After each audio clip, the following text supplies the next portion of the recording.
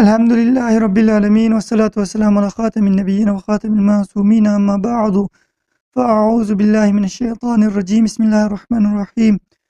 محترم سامعین کرام، اس سے پہلے ویڈیو میں ہم نے بیان کیا تھا کہ حضور کے علم غیب پر اعتراض یہ منافقوں نے کیے تھے 1500 سال پہلے، اور اب ان منافقوں کی جو اولاد ہے وہ کر رہے ہیں۔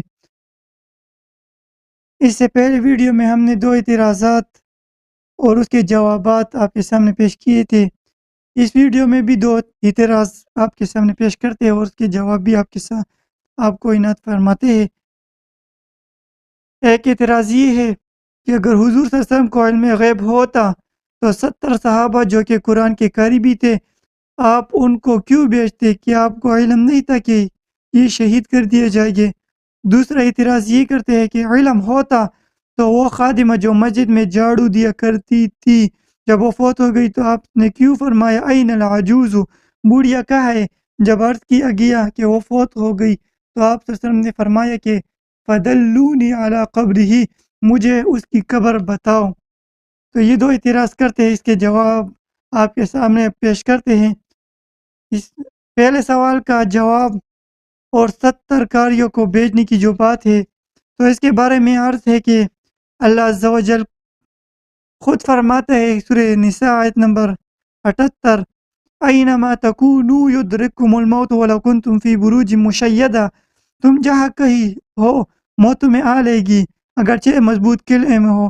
اس آیت سے یہ بات اظہر من الشمس ہے کہ موت ایک اٹل حقیقت ہے، موت تو آنی ہی ہے، اور اگر کسی کو شہادت کی موت آ جائے تو اس سے بڑی سعادت اور کیا ہے کہ شہادت کے بارے میں ہمارے آقا و مولا نے بے شمار حدیث میں اور اس کے بے شمار فضائل روایات میں موجود ہے، لیکن ہم صرف یہاں پر ایک پر اکتفا کرتے ہیں۔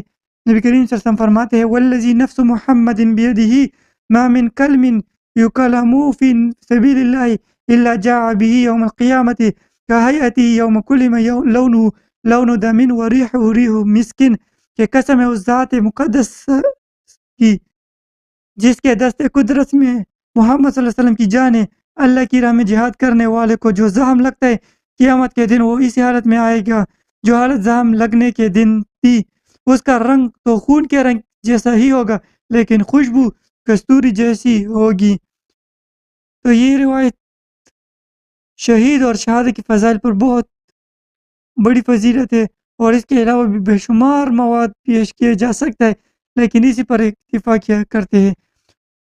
اور جو یہ عقیدہ آج معترض رکھتا ہے کہ اگر حضور صلی اللہ علیہ وسلم ان کو نہ بیچتے تو وہ بچ جاتے، یہ عقیدہ بے ایمانوں کا ہے۔ جیسے کہ منافقین حضور نبی کریم صلی اللہ علیہ وسلم کے ساتھ اگر کسی غزوہ میں جاتے تو اگر ان میں سے کوئی آدمی قتل ہو جاتا تو اسے برائی اور نقصان خیال کرتے۔ قرآن کریم میں حقیقت یوں بیان ہوتی ہے کہ یا ایھا الذین آمنوا لا تکونوا کالذین کفروا وقالوا لاخوانهم اذا ضربوا فی الارض او کانوا غزا لو کانوا عندنا ما ماتوا وما قتلوا، اے ایمان والو ان کافروں کی طرح نہ ہونا جنہوں نے اپنے بھائیوں کی نسبت کہا جب وہ سفر کو یا جہاد کو گئے کہ ہمارے پاس ہوتے تو نہ مرتے اور نہ مارے جاتے۔ سورہ آل عمران آیت نمبر 166 156۔ اس آیت سے تو صاف ظاہر ہے کہ ایسے اعتراضات جو آج بظاہر نام نہاد عالم بردار کتاب و سنت کرتے ہیں اس وقت کفار کیا کرتے تھے، تو یہ بھی ان کے اولاد ہے، تو اکثر بچہ اپنے والد کے طریقے پر چلتا ہے، تو یہ بھی اپنے بابوں کی طریقے پر چل رہے ہیں، اور اپنے دوستوں یعنی منافقین کے جنگ میں جانے پر افسوس کرتے تھے اور اب یہ کرتے ہیں، لیکن ایمان والے شہادت کو سعادت عظمی سمجھتے ہوئے خندہ پیشانی سے قبول کرتے ہیں، اور جو نیک لوگ ہیں وہ اسی عظیم مرتبہ شہادت کی دعا کرتے ہیں، جس طرح نبی کریم صلی اللہ علیہ وسلم سے بھی شہادت کی دعا کرنا ثابت ہے، اور حضرت عمر رضی اللہ تعالیٰ عنہ سے بھی ثابت ہے، اور بے شمار صحابہ کرام، اولیاء کرام، علماء کرام، محدثین اعظام سب سے تقریباً ثابت ہے شہادت کی دعا کرنا۔ وگرنہ اللہ تعالیٰ کے جو برگزیدہ بنے نبی اس کی توحید کے احکامات کا پرچار کرنے کی پاداش میں شہید کر دیے گئے، ان کو اللہ نے کیوں نہ بتایا کہ اے زکریا، اے یحییٰ علیہ السلام، آج فلاں جگہ تم شہید ہوگے، وہاں مت جاؤ؟ تو اللہ نے کیوں ان کو نہ منع فرمایا کہ تم شہید کر دیے جائے گے؟ تو یہ اعتراض کرنا صحیح نہیں جس طرح بدعقیدہ کرتے۔ اور دوسرا جو اعتراض ہے اس کا جواب یہ ہے، اور مسجد کی خادمہ کا جو واقعہ ہے وہ تو علم غیب کا بہت بڑا ثبوت ہے، مگر ستیاناس و ایسے تعصب اور ایسے ضد کا جو قبول راہ حق میں صد راہ ہو۔ غور فرمائے محترم سامعین، جب مسجد کی خادمہ مائی صاحبہ صحابیہ کا انتقال ہوا، صحابہ کرام نے اس کا جنازہ پڑھا اور دفن کر آئے۔ آقا صلی اللہ علیہ وسلم نے ان حضرات نے حضور علیہ السلام نے ان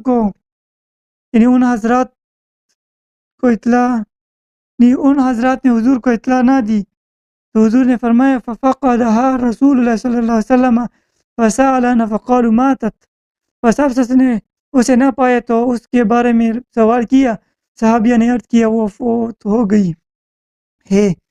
آپ نے فرمایا تم نے مجھے اذن کیوں نہیں لیا، مجھ سے اذن کیوں نہ لیا؟ راوی کہتے صحابہ نے اذن اس لیے نہیں لیا کہ آقا صلی اللہ علیہ وسلم کے آرام یا مصروفیت کی وجہ سے اس معاملے کو اتنا ہی اہم نہ سمجھا اور جنازہ پڑھ کر دفن کرائے۔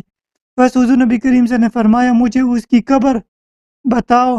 جب صحابہ قبر بتانے آپ صلی اللہ علیہ وسلم کے ساتھ گئی تو آپ نے دوبارہ اس کی نماز جنازہ پڑھی، پھر فرمایا ان هذه القبور مملوءة ظلمة على اهلها وان اللہ ينور قبلهم بالصلاة علیہم، کہ بے شک یہ قبریں اندھیروں سے بری ہوئی ہے، میری نماز سے اللہ ان کو منور کر دیتا ہے۔ یہ روایت مشکات شریف جلد اول صفحہ 310 میں موجود ہے۔ اللہ کریم عز و جل کے فضل و کرم سے زمین کے پوشیدہ اسرار جو جان لیتے ہو اور جنہیں معلوم ہو کہ پہلے صاحب قبر کا کیا حال ہے، اب کیسا ہے انہیں بے علم کہنا کا انصاف ہے۔ رہا یہ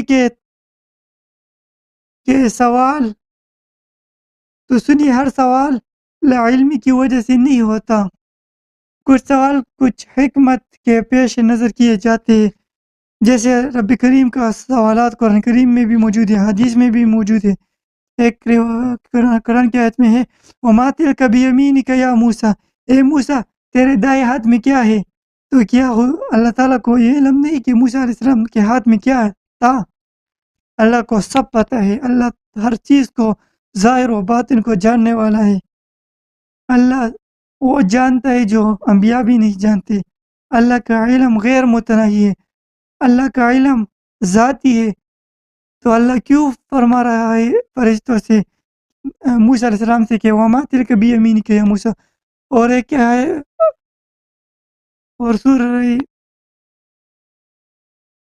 سورہ انعام میں غالباً ہے 7ویں پارہ میں ہے، اللہ تعالیٰ فرشتوں سے اللہ انبیاء سے فرمائے یوم یجمع اللہ الرسل فیقول ماذا اجبتم، قیامت کے دن جب انبیاء سے پوچھا جائے گا تو کیا اللہ کو علم نہیں تھا؟ تو ہر سوال لا علم کی دلیل نہیں۔ اور ایک اور روایت میں بخاری شریف میں کہ وہ فرشتے جو آدمی کے ساتھ ہوتے ہیں جب فجر اور عصر کے وقت اللہ کریم کے دربار میں حاضر ہوتے تو اللہ کریم فرماتے کیف ترکتم عبادی، میرے بندوں کو کس حال میں تم نے چھوڑا ہے؟ آپ صلی اللہ علیہ وسلم کا صحابہ کرام سے فرمانا کہ تم لوگوں نے مجھ سے اجازت کیوں نہ لی؟ سوال کا مقصد یہ سمجھانا تھا کہ میت کے وارث کی اجازت نماز جنازہ میں ضروری ہے، اور اس خادمہ صحابیہ کے وارث آپ صلی اللہ علیہ وسلم ہی تھے۔ کیا شان نے لجپالی ہے، وہ کیسی عظیم مہربانیاں ہے، اور اس نور مبین کے جلووں کی کیا اثر انگیزیاں ہے۔ کیا آپ صلی اللہ علیہ وسلم کے قدم مبارک قبرستان میں پڑتے ہیں، قبر نور سے بھر جاتی ہے اور اللہ کی رحمت کی ایسی بارش ہوتی ہے کہ قبر رش کے جنت بن جاتی ہے۔ اور اس روایت سے کہ نبی کریم صلی اللہ علیہ وسلم نے فرمایا این العجوز، بوڑھیا کہا ہے، اور پھر حضور نے فرمایا فدلونی علی قبری، مجھے اس کی قبر بتاؤ۔ اس روایت سے یہ بھی ثابت ہوا کہ قبروں پر جانا یہ حضور نبی کریم صلی اللہ علیہ وسلم کی سنت ہے. جو اس کو بدعت یا شرک وغیرہ کہتے ہیں تو وہ اپنی اس فتوے کی طرف دیکھے کہ وہ کس پر فتویٰ لگا رہے ہیں.